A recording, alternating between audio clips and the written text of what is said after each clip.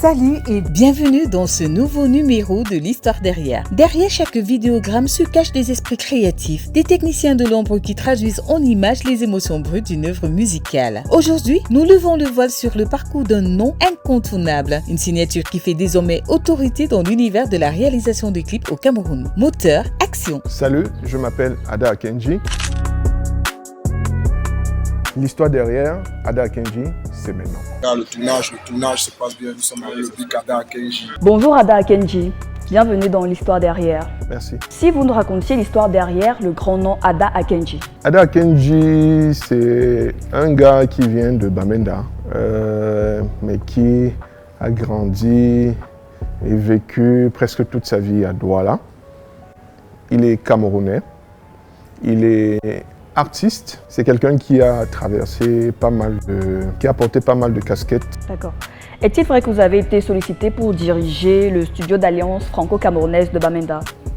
Pas diriger l'alliance franco-camerounaise, mais j'ai travaillé à l'alliance franco-camerounaise de Bamenda pendant quelques années. Et j'ai travaillé sous la direction de M. Nana Ricardo, qui est un grand frère à moi que j'apprécie beaucoup et que j'aime beaucoup. Quelqu'un qui m'a tenu la main pendant très longtemps parce qu'à l'époque, j'étais encore très jeune, très inexpérimenté, mais avec beaucoup d'ambition, côté créatif et côté culturel. Ma capacité aujourd'hui de travailler avec presque tout le monde a été fortifiée d'une part par mon passage au Franco-Alliance camerounaise. J'utilise cette plateforme pour dire merci à M. Nana Ricardo pour tout le soutien qu'il m'a apporté durant le temps qu'on a eu à travailler ensemble. Ada Akenji, ses débuts, je dirais que c'est un peu les débuts d'un artiste dans l'âme. Je crois que moi je l'ai connu en tant que musicien.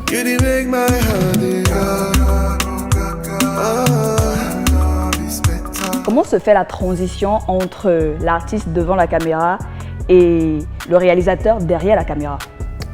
En tant qu'artiste, je pense que c'est juste une question d'organisation parce que ce soit devant la caméra ou derrière, il est question de produire et de créer de l'art qui va soulager parfois, susciter des émotions fortes autrefois, mais tout revient à la même chose, c'est de l'art.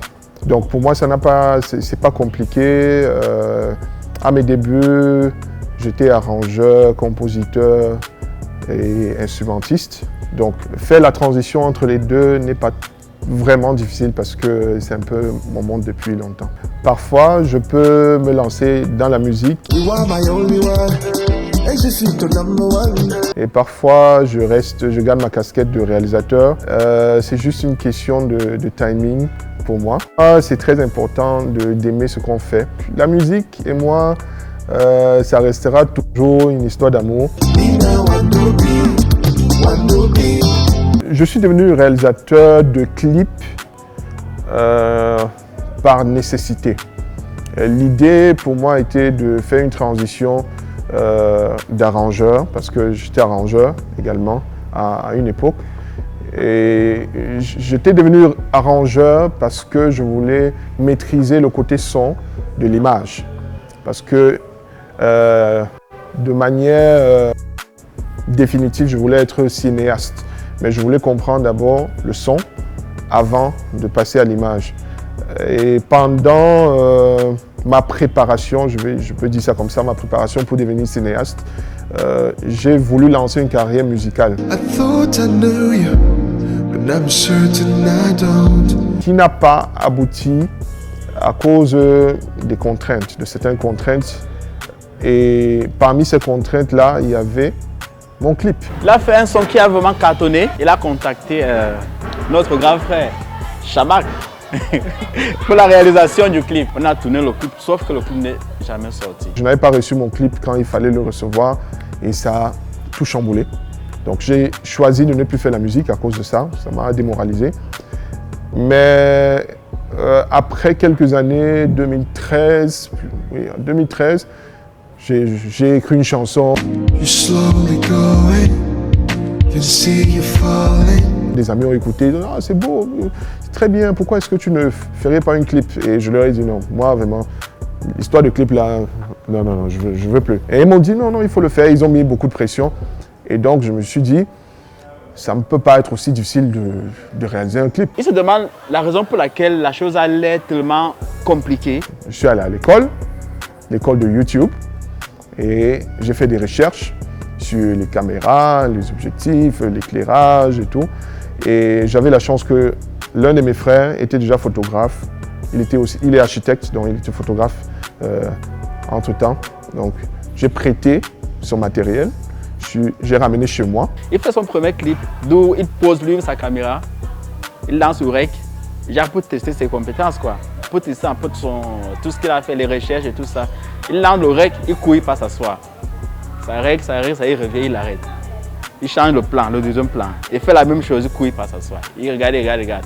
Une fois rassemblé tout ça, lui-même il a effectué le montage. Et c'est comme ça que je réalise mon premier clip qui est sur YouTube jusqu'à aujourd'hui, qui s'intitule Phare. Are you there? Are you near? 'Cause I feel far from where you are. Il a fait ceci en moins de 3 jours. Il se dit, s'il est capable de faire ça pour lui, pourquoi ne pas faire ça pour les autres? Il a donc décidé de se pencher, de se donner à la réalisation, afin lui-même de pouvoir s'offrir ses propres clips vidéo, non seulement, mais aussi de pouvoir offrir une meilleure qualité de service aux autres artistes qui ne vivent pas la même chose qu'il a vécu. Comme ça qu'il commence 1, 2, 1, 2, 1, 2, 1, 2, 1, 2 et puis boum.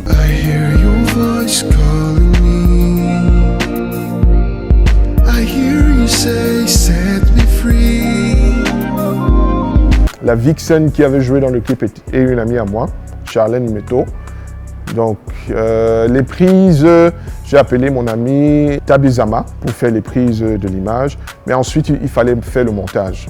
Donc je suis rentré à l'école de YouTube pour faire le montage, et après ça, les amis ont vu, et c'est comme ça qu'on a commencé à dire hey, est-ce que tu peux me faire aussi un clip comme ça? Ah, c'est bon. Et c'est comme ça que je deviens réalisateur de clips vidéo. Are you there? Are you near? 'Cause I feel far from where you are. Le premier clip que vous avez réalisé pour une autre personne. JJ Zangalewa.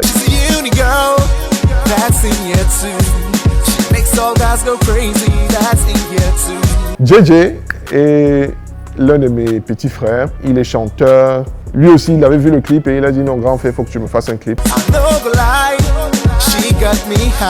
Et je pense que son clip avait coûté en tout, les dépenses qu'on avait fait, on était à 100 000 francs pour toutes les dépenses faites pour le clip.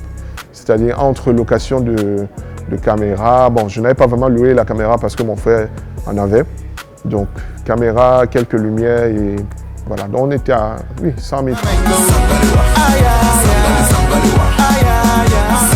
Mais je pense que l'un des premiers clips que j'avais réalisé coûtait 50 000 francs. Ouais, c'était intéressant. Aujourd'hui, c'est compliqué.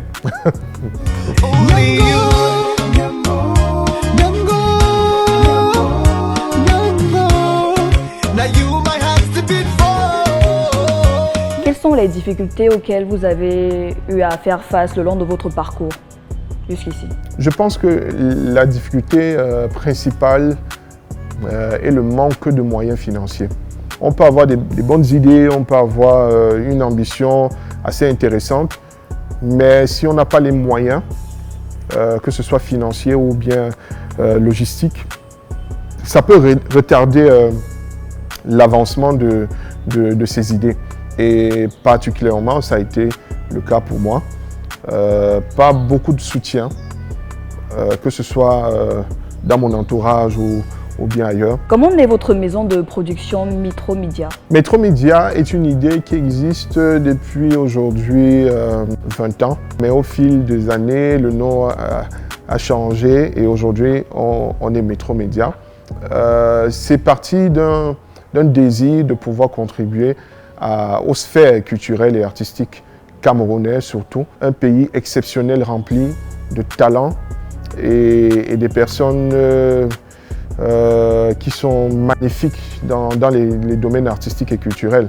Par contre, il n'y a pas beaucoup d'opportunités au niveau logistique pour permettre à l'artiste, aux créateurs culturels de pouvoir s'exprimer, de pouvoir s'épanouir également.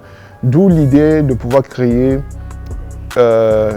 une entreprise qui va travailler avec les artistes pour le bien des artistes. Quand j'expliquais la vision de Metro Média à certaines personnes, ils ne parvenaient pas à comprendre, à imaginer ce que j'étais en train de proposer.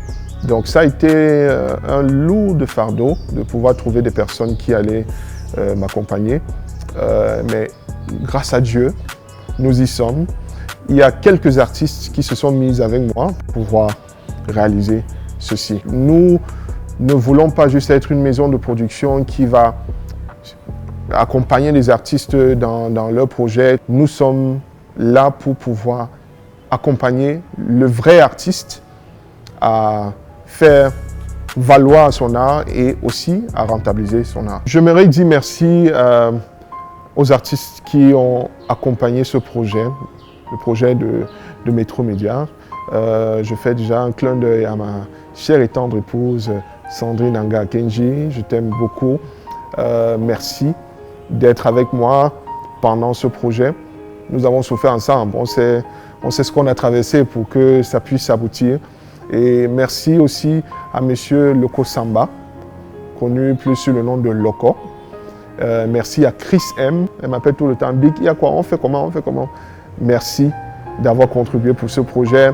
Merci à Florent Wono, mon frère, qui est tout le temps avec moi, qui est aussi notre chef de production. Alex Dipanda, mon frangin, qui est là quand il n'y en a pas.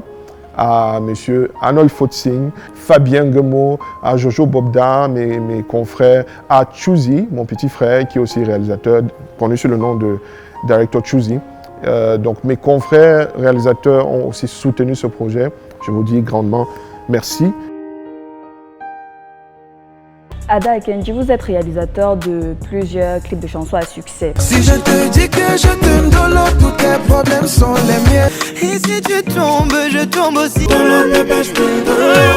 Me a for don't before talk I don't flex. Mama na for mula no de me I don't vex. No bring me that tourist to show lo coring why you been time I go show don't test. Si un artiste voudrait travailler avec vous, quel serait le montant exact ou minimal ou maximal pour la réalisation de son clip? J'aime souvent rappeler que la réalisation est un art également. Donc être réalisateur ne veut pas dire qu'on n'est pas artiste, mais aussi artiste. Vu comme ça, on comprend qu'il n'y a pas de budget véritable pour les clips. La réalisation d'un clip vidéo coûte très cher de nos jours en termes de besoins logistiques, de besoins de ressources humaines et surtout tenant compte du niveau d'exigence du public et des artistes, ça coûte très cher. Déjà un clip très bien fait, il faudrait déjà se mettre en tête que vous allez dépenser. Ça dépend du concept et tout ce qui rentre dans le concept. Je prends un exemple. Si un artiste veut tourner sur un vélo, sur un seul site, ça ne va pas coûter 10 millions. Et si un artiste veut tourner dans un jet privé, ça ne va pas coûter 500 000 ou 10 000. Donc ça dépend vraiment de l'idée que l'artiste chanteur voudrait renvoyer. Il n'y a pas de budget tabou, si je peux dire ça comme ça. Néanmoins, il y a un minimum qu'il faut pour le côté production, c'est-à-dire location de matériel de production, l'équipe de tournage et tout. Et en moyenne, parce que c'est moi, on peut faire, si je travaille sur un clip avec un artiste, je peux travailler, ça c'est vraiment un petit budget, 1 million de francs. Ça c'est vraiment le petit budget. Le genre de clip où on ne voyage pas, oui, où on est sur place et on fait tout sur place. 1 million de francs ferait un beau clip. Mais comme je le disais, ça dépend vraiment du concept et des éléments. Parce qu'on peut toujours faire un clip sur place qui coûte 10 millions. Donc c'est comme ci, comme ça. Elle se dandine, elle danse tout le temps, elle me sourit. Ça me fascine, j'avais oublié cette facette de la vie. Jusqu'ici, je pense que le clip le plus cher que j'ai réalisé a coûté 15 millions. Le clip de Easy Skinge. Faut pas rêver, prends tes calmants. Yeah, ça va aller. Oh. La logistique pour le clip était quand même conséquente. Il y avait beaucoup de décors à construire et des décors grandeur nature. C'est-à-dire que c'était pas des petits trucs. Vous pouvez regarder le clip et puis il y avait à peu près quoi si je me rappelle bien, près de 40 danseurs. Un danseur coûtait donc un danseur avec sa tenue et tout, coûtait entre 100 et 150 000 francs par danseur.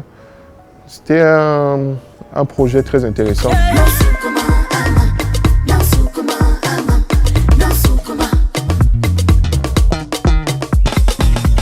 L'artiste voulait vraiment que tout se passe bien. On a, pour ce clip, on avait loué le matériel de la Côte d'Ivoire parce qu'elle exigeait une certaine qualité au niveau du rendu. On a loué le matériel de près de 5 millions de la Côte d'Ivoire pour ça. Donc, c'était un projet intéressant.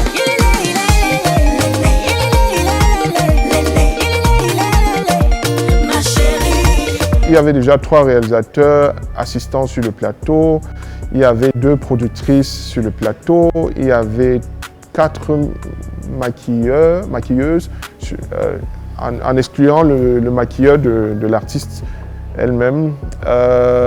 Les techniciens de plateau, il y en avait 7. Il y avait 3 logisticiens, il y avait 2 techniciens de plateau, 2 électriciens de plateau. Il y avait une productrice. Ouais, c'était un plateau chargé quand même. Ça a pris une semaine pour la post-production.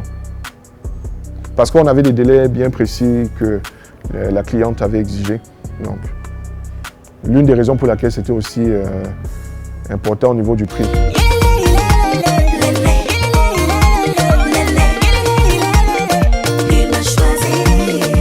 Pour préparer un clip, tout d'abord, on écoute la chanson.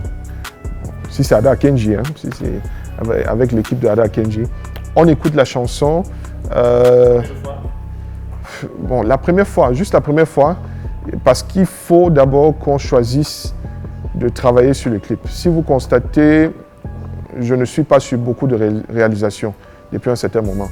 Donc, je fais un peu de tri sur quel projet je travaille. Ada Kenji a eu l'idée d'essayer de travailler, d'essayer de faire en sorte qu'on travaille ensemble pour pouvoir servir tous les artistes. C'est clair qu'il ne pourra pas lui-même réaliser les clips de tous les artistes, mais s'il ne le fait pas, un autre le fera. Dans le cas où on estime qu'on ne pourrait pas donner le rendu voulu par le client ou la cliente, on fait une proposition alternative des autres réalisateurs. Parce qu'il faut comprendre qu'au niveau de la réalisation des clips, nous sommes vraiment des confrères et des consoeurs qui travaillent ensemble. Donc, si je sais que je ne suis pas particulièrement efficace dans un registre bien spécifique au niveau des chansons et qu'il y a mon confrère ou ma consoeur qui est capable de le faire. Il faut qu'on arrive à écouter le projet et qu'on sache si l'un des réalisateurs de la maison pourrait travailler, du moins si la vision artistique du projet correspond à l'un des réalisateurs. Okay?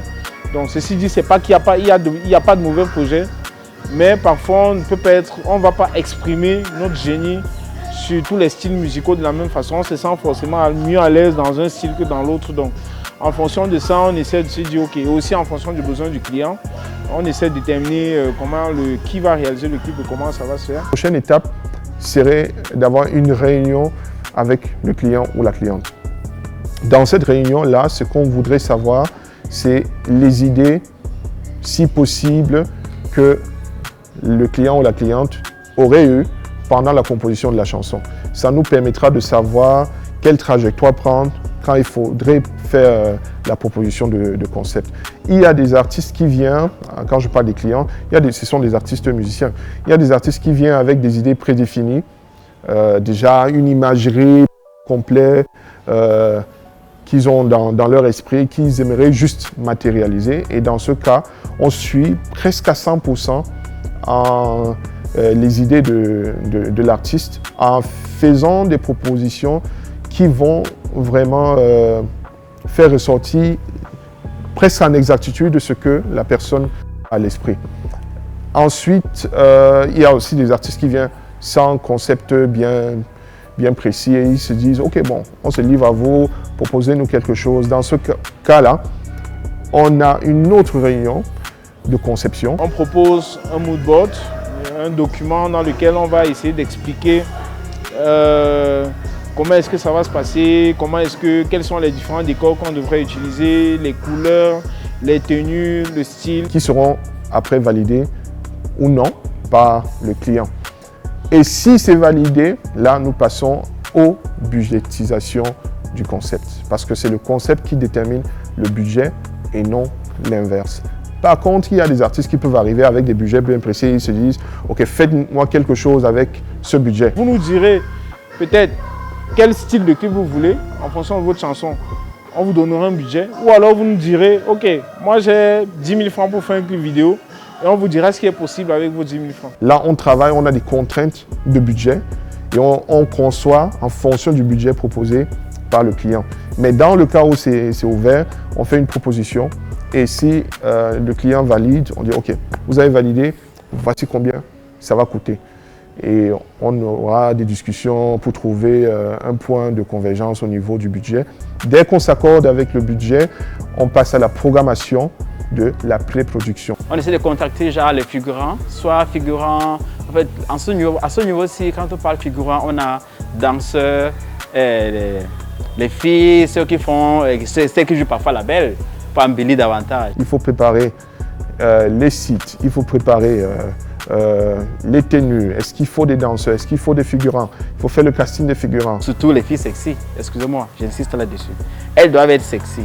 C'est-à-dire pas de gros vent. Donc les filles qui boivent un peu de trop, là, je suis désolé pour vous. Hein. Tout ça en faisant des rapports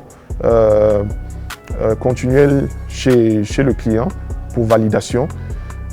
Mais au niveau créatif, c'est le réalisateur qui a le dessus. Donc le réalisateur choisit la couleur et tout et propose donc au client, dit voilà la trajectoire. Essayez de confirmer, est-ce que ça va avec ce que vous voulez. Et si l'artiste et sa team, si eux ils sont OK, voilà, on se fixe une date de tournage. OK, si ça va, on avance. Après la pré-production, on planifie le tournage, qui est la production elle-même. Donc, on fait le tournage dépendamment de la complexité du travail à abattre. Un tournage peut prendre entre 3 jours et 1 semaine, dépendamment des détails de conception.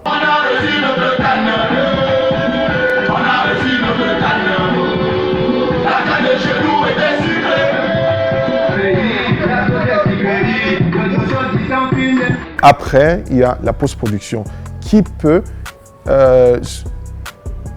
aller d'une semaine à 2 mois, dépendamment aussi de la complexité de la post-production. Parce on peut faire un tournage comme le tournage de Aga que nous avons fait récemment, il y a peut-être 2 mois ou 3 mois, Aga, Itaba.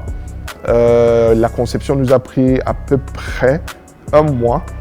Le tournage nous a pris à peu près 4 jours et on a pris presque 2 mois pour la post-production.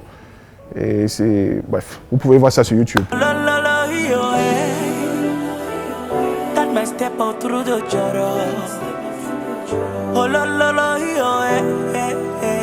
C'est un beau projet, mais ça demandait beaucoup de travail en post-production.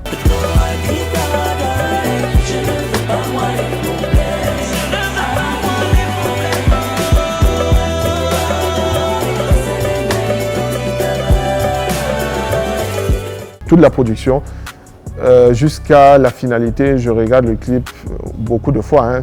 C'est-à-dire que jusqu'à ce que je pense que... Parce qu'il faut ma validation avant que ça n'arrive chez l'artiste. Donc, si je trouve que c'est bien, là, ça va vers l'artiste. On fait la livraison et l'artiste choisit à quel moment mettre ça sur le marché.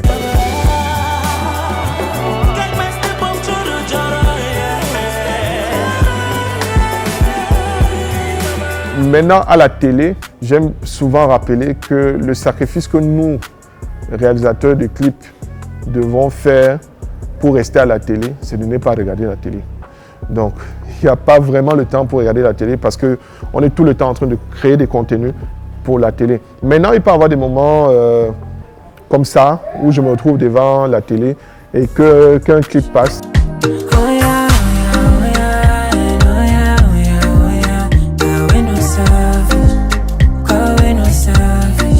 J'ai toujours cette phrase qui sort. C'est bon, hein?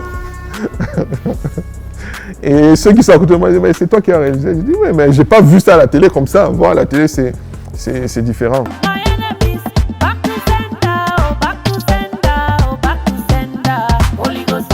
Sur les plateaux de Ada Kenji, il y a quelques règles obligatoires. Je suis quelqu'un qui croit en Dieu, mais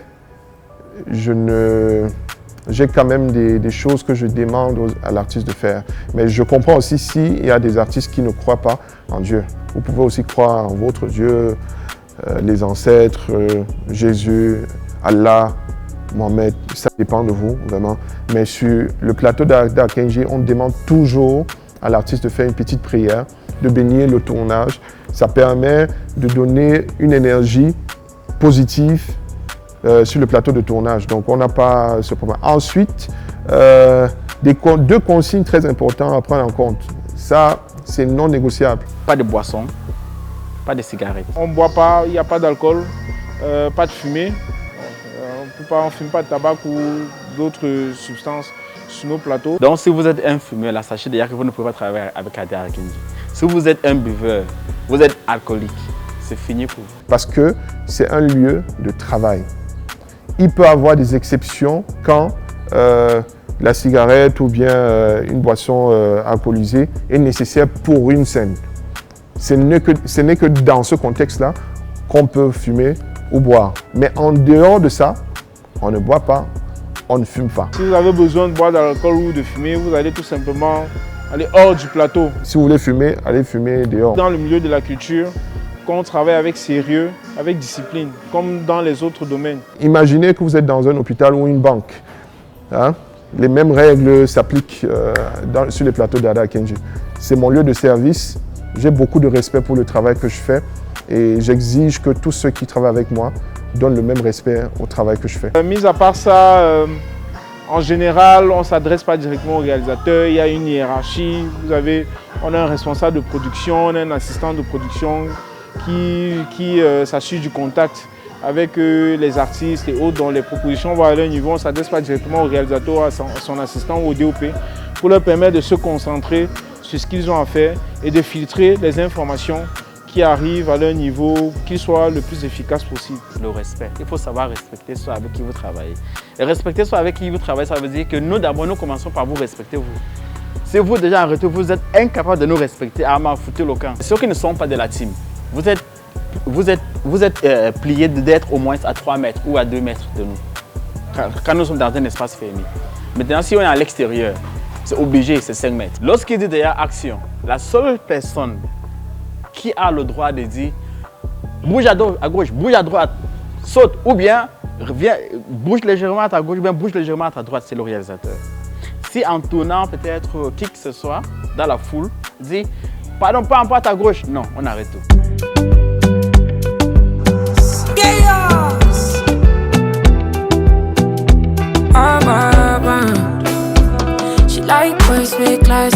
Et vous estimez être à combien de clips aujourd'hui? Ah, je sais pas. Honnêtement, je sais pas. Allo, allo, tu domines, hey. Allo, allo, tu domines, hey. Façon tu bouges ton body, make me wanna touch your body. And if I touch your body, you go call me honey, honey. Il m'a terminé, je suis terminé. Façon le gars, il m'a terminé. Ça peut être 300, 400, je ne sais pas. Mais c'est pas en dessous de 300 quand même. Je donne à mes ennemis, je te vois parler. J'ai bloqué. On ira faire le tour du monde.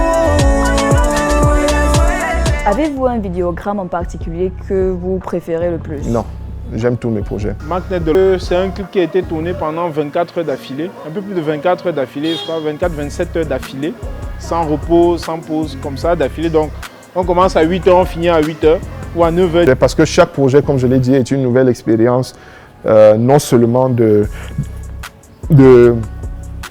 création artistique, mais aussi d'apprentissage. Chaque fois, j'apprends. Chaque artiste qui vient avec son esprit, son état d'esprit, avec son entourage, qui constitue différentes personnes avec différents états d'esprit. Donc, on apprend tous les jours à dialoguer, à comprendre l'autre, à satisfaire l'autre, à se dire, à se rappeler tout le temps que ça ne dépend pas de moi. Tout ne dépend pas de moi, ça dépend aussi de ce que le client veut. Donc, pour moi, tous les clips sont bons. Nouvelle histoire d'une femme mariée. Elle a tout pris mon cœur, ma head en papoulet.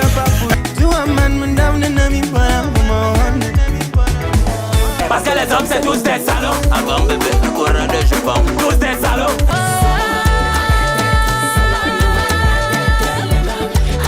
Les clips de Sandy Nanga n'ont pas de prix spécifique parce que ça dépend, comme j'ai expliqué, du concept. Ça dépend du concept du clip. Je sais que la question vient parce que c'est mon épouse et que j'investis aussi dans sa carrière. Mais quand on loue une voiture, je ne vais pas aller dire « Oh salut, c'est moi, le mari de Sandy Nanga, on veut faire le clip de Sandy Nanga ». On dit « Ah, oh, prends la voiture ». Non, non, il faut payer. Donc, au niveau de la conception, c'est comme tous les autres projets. Il n'y a pas de, comment dire, il n'y a pas de cadeau au niveau de la logistique. Il faut toujours payer le matériel, il faut louer le matériel qu'il faut pour produire. Donc. Même dans le noir, prends-moi dans tes bras. Sandy Nanga ne paie pas d'argent. N'oublierez jamais lors d'un tournage. Le tournage de Bad Things de Ténor. 2 semaines.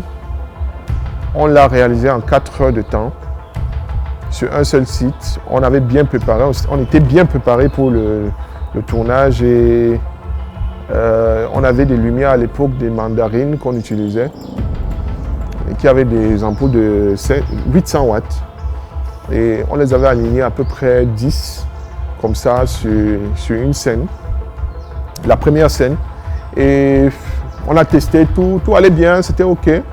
Et l'artiste est arrivé, il fallait passer à l'action et j'ai dit OK, caméra, on dit ça tourne, j'ai dit action, on lance la musique et dès qu'on lance la musique, tous les ampoules se grillent. On dit attends, mais il y a un problème.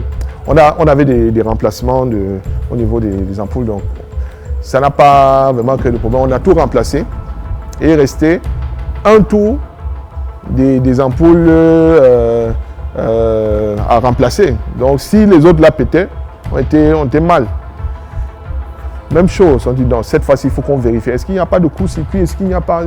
On met tout, on teste. C'était bon. Je dis à l'artiste, vous connaissez Ténor. À l'époque il était encore même plus chaud. Il monte sur scène. OK, ça tourne. Action. C'est pas là, OK, je regarde. OK, ça va. 20 secondes, OK. 30 secondes, OK. Ah, oh, bon, ça va. Dès que je me concentre là, moins d'1 minute, encore. Tout se grille. J'ai dit, bon, là, il y a un souci. Là, j'ai dit, bon, je ne sais pas. Moi, de mon côté, on ne peut pas m'attaquer spirituellement. Donc, c'est peut-être toi qu'on attaque spirituellement. Il faut aller prier. Donc, il s'est mis de côté, il a prié. On a remplacé les lumières et c'est comme ça qu'on... J'étais étonné. Il a fallu que je rappelle au BIC et dire que BIC, s'il te plaît, il y a Bad Things qui vient de sortir là, mais je ne comprends pas. Est-ce le même clip qu'on a tourné? Quelle question, mais c'est le même clip qu'on a tourné? C'est-à-dire c'était tellement parfait. C'était waouh, au point où nous-mêmes qui étions là sur place, on était incapables de reconnaître le clip en fait. Meilleur souvenir, tous mes plateaux sont des bonnes expériences. Hein. Pour moi, c'est... J'aime être à côté des artistes musiciens.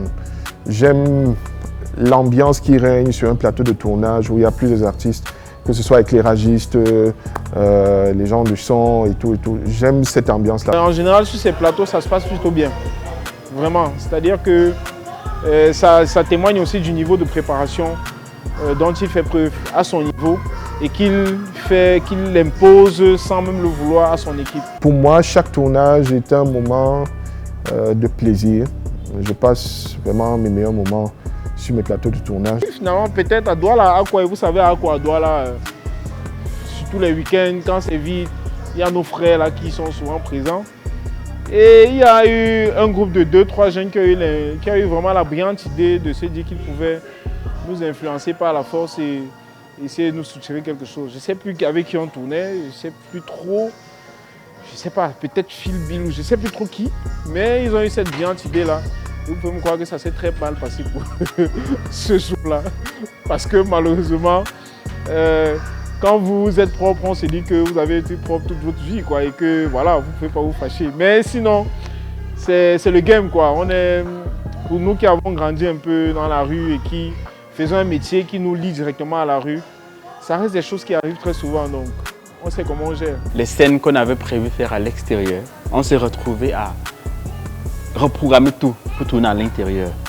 C'est-à-dire, on tournait la face du bic, je ressentais que non, quelque chose n'allait pas. Mais il forçait.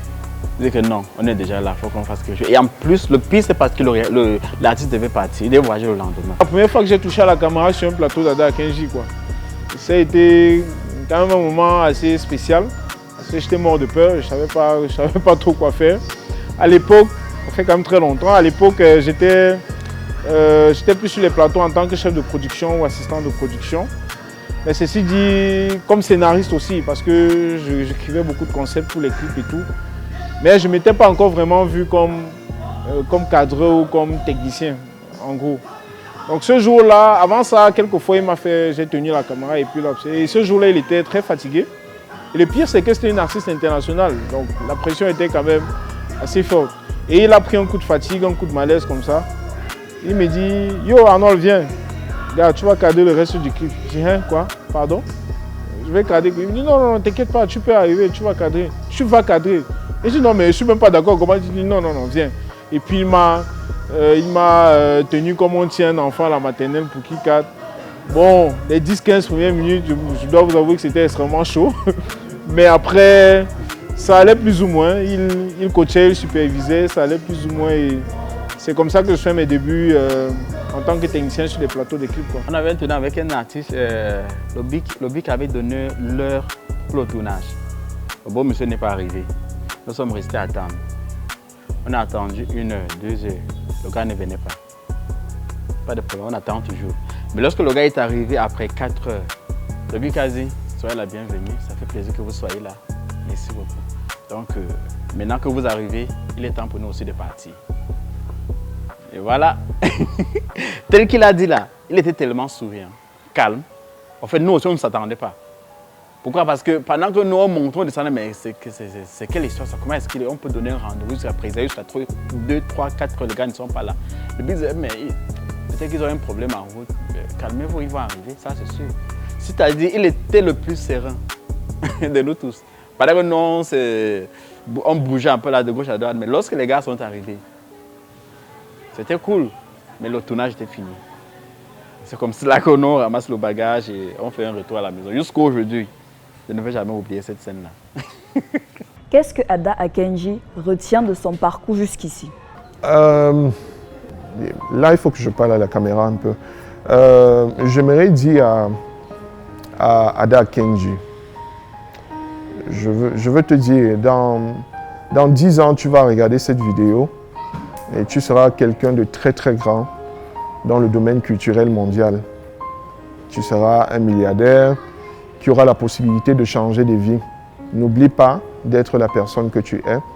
N'oublie pas que ta mission, c'est d'aider des gens. N'oublie pas que ta mission, c'est d'aider les artistes, non seulement au Cameroun, mais partout où tu seras. N'oublie pas que l'endroit où tu es, ce n'est pas uniquement grâce au travail que tu as fait, mais grâce à Dieu. N'oublie jamais Dieu dans ce que tu fais. Sache que tu as besoin de lui, même comme tu es milliardaire, même comme tu es super Ada, que tout le monde va apprécier. Rappelle-toi que tu as besoin de Dieu. en tout temps. Donc, Ada Akinji est un millionnaire, il n'est pas encore milliardaire, hein, mais il sera milliardaire. Comme je l'ai dit dans la vidéo, je serai milliardaire, ça va arriver. Et quand ça va arriver, je souhaite que Dieu me donne les bonnes personnes pour me rappeler de rester humble et de savoir qui je suis, de ne pas changer qui je suis. Donc, c'est possible de vivre de son art, c'est possible de vivre de son art de manière honnête, de ne pas mettre la main dans les choses bizarres, c'est possible de le faire. Donc, j'encourage tous ceux qui aimeraient entrer dans le domaine de l'art et de la culture, de savoir que tu peux faire ton art, mais il faut être très discipliné, il faut être clairvoyant, il faut avoir une vision bien claire, avec une mission bien tracée, en choisissant les étapes que vous allez suivre pour atteindre vos objectifs. Donc c'est possible en tant qu'artiste de réussir. N'ayez pas peur d'être artiste, n'ayez pas peur de vous investir dans ce que vous aimez faire, ça va aller, vous allez réussir. D'après vous, qu'est-ce qu'il faut pour être un bon réalisateur de clips? Je pense que ce qui fait un bon réalisateur de clips, c'est le nombre de clients satisfaits. Parce que ce n'est pas vous qui choisissez d'être bon ou pas. Donc si vous avez un bon nombre d'artistes qui sont satisfaits par le rendu de votre travail, là, vous pouvez vous dire, ok, vous êtes un bon réalisateur, mais ce n'est pas vous qui choisissez. Hein, ce sont les artistes qui choisissent qui choisit qui est bon, qui n'est pas bon. Là où je le différencie plus des autres, c'est sur le plan artistique. Je pense qu'artistiquement, il a un procédé qui est spécial. Je ne vais pas dire qu'il est meilleur parce qu'au fond, chacun compose avec ce qu'il a et c'est parfois très bon, parfois moins bon. Mais en réalité, on les aime chacun pour ces approches-là. Mais je dirais que j'ai une préférence pour le procédé artistique d'Ada Akinji. C'est vraiment un artiste dans l'âme. C'est-à-dire que vous allez regarder ses clips, peut-être on va le regarder comme ça, mais je peux vous assurer qu'il y a absolument, dans l'absolu, il n'y a rien qui est fait pour rien. Donc c'est-à-dire que son cadre, sa lumière, pourquoi à ce moment si particulier il fait tel mouvement, pourquoi à ce moment si on a une coloration qui est un peu plus vers du bleu, vers du vert, vous voyez. Le fait d'être aussi pointilleux artistiquement, les autres le sont. Mais pour le sien, c'est pas qu'il n'est pas que pointilleux, mais son approche, l'approche qui accompagne tout ça, est tout aussi particulière. Ada Akinji, c'est ce type de personnage, lorsqu'il s'engage à faire quelque chose, je ne sais pas trop le scénario qui se passe parfois dans sa tête, mais il a toujours ce côté de lui, lorsqu'il est seul. C'est comme s'il développe un peu 1000 mains. Ou bien le cerveau devient, je ne sais pas, celui de Sangoku, quand le gars se transforme en super guerrier, je ne sais pas trop quoi. Donc quand ça entre là, à la post-pro, c'est autre chose qui ressort. Est-ce qu'il y a la compétition entre les réalisateurs, les réalisateurs de clips au Cameroun? Oui, il y en a. Et c'est très positif parce que nous cherchons tous à nous surpasser. Pas dépasser l'autre, mais nous surpasser. Et notre objectif commun est de mettre l'image, de soigner l'image du Cameroun et de mettre ça vraiment devant le monde entier pour que le monde entier puisse apprécier la bénédiction que nous avons avec un pays, dans un pays pareil. Donc oui, il y a une compétition, mais elle est saine. Elle est saine. Nous travaillons tous pour l'image du Cameroun. Bon, est-ce que moi particulièrement, ça me gêne? Pas du tout. Au contraire, je suis content qu'il y a beaucoup de réalisateurs.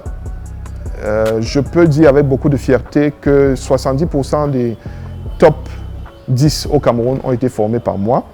Donc, moi, ça ne me dérange pas. Je suis encore prêt à former encore plus. Que Dieu me donne la force de pouvoir ouvrir une institution, une école de formation. Je suis prêt à former plus parce qu'il y a beaucoup de talents qui ont besoin de l'information qu'il faut pour devenir réalisateur ou bien technicien de plateau de tournage. Et je suis disposé à le faire. Donc, ma fierté, c'est quand il y a un award et on met le nom de Ada Akinji quelque part et que je constate qu'il y a Director Choosy, je constate qu'il y a Mufasa, je constate qu'il y a Nelson Kwedi, je constate qu'il y a moi, ça me réjouit. Ça me réjouit parce que le jour que je partirai, j'aurai laissé quelque chose ici. Et ça ne sera pas mon nom, ça sera des artistes. Top 5 au Cameroun actuellement, je vais commencer par le premier et descendre. Ça c'est pour ma part.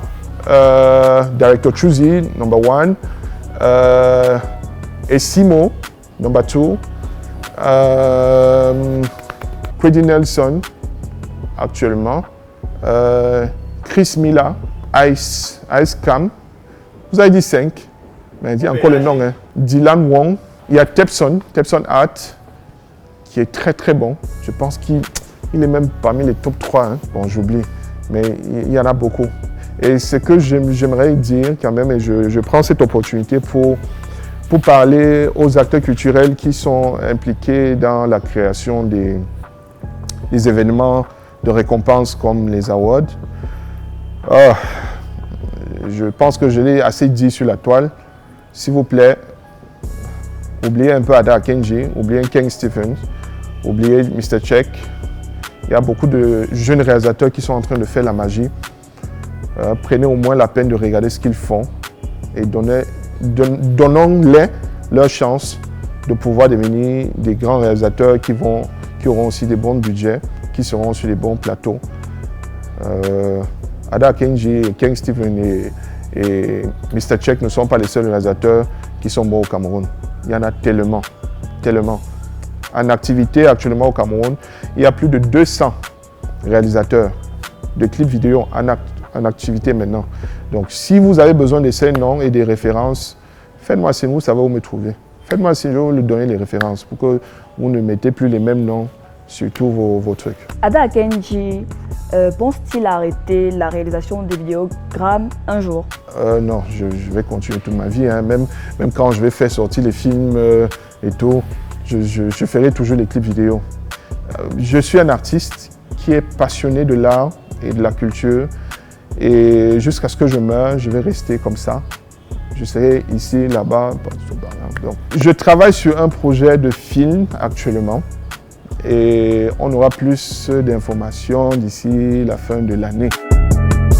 Originaire de la région du Nord-Ouest, Ada Akenji est un artiste pluridimensionnel. Auteur, compositeur et producteur, c'est pourtant sous sa casquette de réalisateur qui s'est imposé comme l'un des maîtres incontestés du 7e art musical en Afrique centrale. Il est l'œil visionnaire derrière des succès planétaires qui ont marqué l'industrie, notamment À jamais, Mr. Shine, Charlotte Dipanda.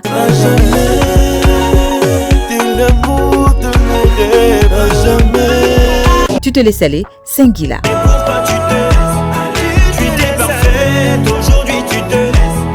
Fort d'une décennie d'expertise, Ada Akenji a su imposer une identité visuelle singulière. Son travail se distingue par une rigueur technique irréprochable, une colorimétrie soignée, un montage dynamique d'une grande fluidité et un sens du détail quasi chirurgical. Plus qu'un réalisateur, il est un raconteur d'histoire dont la signature visuelle sublime chaque mélodie. Bon vent à l'artiste et merci pour ces tableaux vivants qui continuent de nous faire vibrer. J'ai une communauté. Oui, bien sûr. Ah, Baba. D'accord. Tous ceux qui apprécient le travail de Ada Akenji, sachez que je suis très reconnaissant pour votre soutien. Je suis très reconnaissant du fait que vous m'avez accepté en tant qu'artiste et en tant qu'individu, en tant qu'être humain. Je souhaite que Dieu me donne la force de pouvoir créer plus d'art, de pouvoir accompagner plus d'artistes. Et je souhaite que le Cameroun soit un pays de paix et que malgré nos difficultés, que nous trouvons le moyen de pouvoir vivre ensemble, de pouvoir grandir ensemble, développer notre pays ensemble parce que c'est possible. Ciao!